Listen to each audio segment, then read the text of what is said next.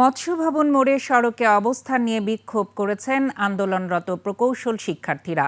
এ সময় তারা ঢাকা মহানগর পুলিশের রমনা বিভাগের উপকমিশনার মাসুদ আলমের কুশপুত্তলিকা পুড়িয়েছেন। প্রায় ১ ঘণ্টা পর সন্ধ্যা ৭:৩০টার দিকে ইঞ্জিনিয়ার্স ইনস্টিটিউশনের অবস্থান নেয় তারা। সেখানে এই মুহূর্তে আছেন আমাদের সহকর্মী নাভিদ নওয়াজ, যুক্ত হচ্ছি তার সাথে। নাভিদ, আপনি তো এই মুহূর্তে মৎস্য ভবনের সামনে আছেন, সেখানকার সর্বশেষ পরিস্থিতি আমাদের জানান।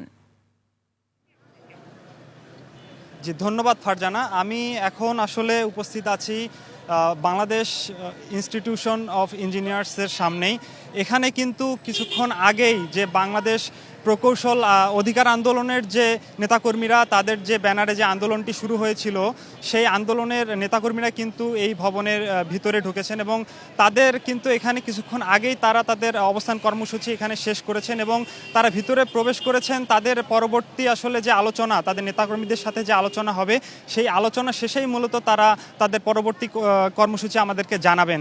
এখানে আসলে মূলত আপনারা জানেন যে আজকে বিকেল ঠিক 5টার পরই কিন্তু এই প্রকৌশল অধিকার আন্দোলনের ব্যানারে কিন্তু বাংলাদেশের বিভিন্ন প্রকৌশল বিশ্ববিদ্যালয়ের শিক্ষার্থীরা কিন্তু এই আন্দোলনে অংশ নেয় এবং তারা মূলত ডিএমপি কমিশনারের কার্যালয়মুখী হওয়ার চেষ্টা করেছেন এবং বাধাগ্রস্ত হওয়ার ফলে তারা কিন্তু মৎস্য ভবনের সামনে অনেকটা সময় অবস্থান কর্মসূচি চালিয়েছেন এবং তাদের যে তিন দফা দাবি ছিল, সেই দাবিগুলো যদি আপনাকে জানাতে চাই তাহলে কিন্তু এই যে নবম গ্রেডের সহকারী প্রকৌশলী পদের ক্ষেত্রে কিন্তু তারা ন্যূনতম বিএসসি ডিগ্রিধারীদের নিয়োগ প্রদানের কথা বলছেন এবং তাদের আরেকটি দাবি ছিল হচ্ছে 10ম গ্রেডের যে হচ্ছে ডিপ্লোমা ডিগ্রিধারীরা যে 10ম গ্রেডে পরীক্ষা দিয়ে নিয়োগপ্রাপ্ত হচ্ছেন, সেই নিয়োগের ক্ষেত্রেও কিন্তু তারা বারবার বলছেন তাদের দাবিতে যে এখানে উচ্চ ডিগ্রিধারী, তার মানে বিএসসি ডিগ্রিধারীরাও যাতে এই পরীক্ষায় অংশগ্রহণ করতে পারে এবং নিয়োগপ্রাপ্ত হয় এই 10ম গ্রেডের চাকরিতে, সেই কথা কিন্তু বলছেন। এবং তাদের আরেকটি দাবি যেটি আমি বলতে চাই, তারা বারবার উল্লেখ করেছেন যে বিএসসি ইঞ্জিনিয়ার ছাড়া, তার মানে বিএসসি ডিগ্রিধারী ছাড়া কেউ যেন ইঞ্জিনিয়ার শব্দটি পদবি হিসেবে ব্যবহার করতে না পারে, সেটির কথাও তারা বলছেন। এবং এখানে আসলে বুয়েটের একজন শিক্ষার্থী আমাদের সাথে উপস্থিত আছেন, আমরা একটু তার মুখ থেকে শুনতে চাই আসলে তারা কি ভাবছে তাদের আজকের অবস্থান কর্মসূচি সম্পর্কে। ধন্যবাদ ইটিভিকে।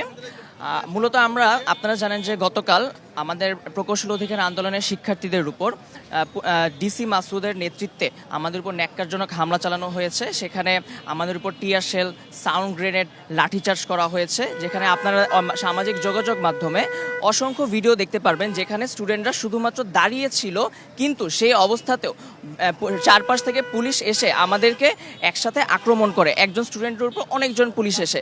এই জিনিসটা আমরা অ্যাড্রেস করতে চেয়েছি। বল প্রয়োগের একটা অবশ্যই নিয়ম আছে, সেই প্রেক্ষিতে আজকে আমরা বিক্ষোভ মিছিল নিয়ে আইইবির সামনে এসেছি এবং আমরা আমাদের ক্ষোভ প্রকাশ করেছি। ধন্যবাদ। ফারজানা, যেমনটি আপনি শুনছিলেন যে শিক্ষার্থীরা কিন্তু গতকালকে যে শাহবাগে তাদের উপর যে লাঠিচার্জের ঘটনা ঘটেছে, তাদের অবস্থান কর্মসূচিতে পুলিশ যে বাধা দিয়েছে, সেটির আসলে প্রতিবাদ বা ক্ষোভ প্রকাশের জন্যই কিন্তু তারা আজকের এই অবস্থান কর্মসূচি গ্রহণ করেছে এবং তাদের অবস্থান কর্মসূচি এখানে কিছুক্ষণ আগেই শেষ হয়েছে এবং এই আন্দোলনের যে যারা নেতৃত্ব দান করছিলেন তারা কিন্তু এই আইআইবি ভবনের ভিতরে প্রবেশ করেছেন। তাদের অভ্যন্তরীণ আলোচনা শেষে মূলত তারা আমাদেরকে হয়তো আরও বিস্তারিত জানাতে পারবেন। এই ছিল এখানকার সর্বশেষ পরিস্থিতি।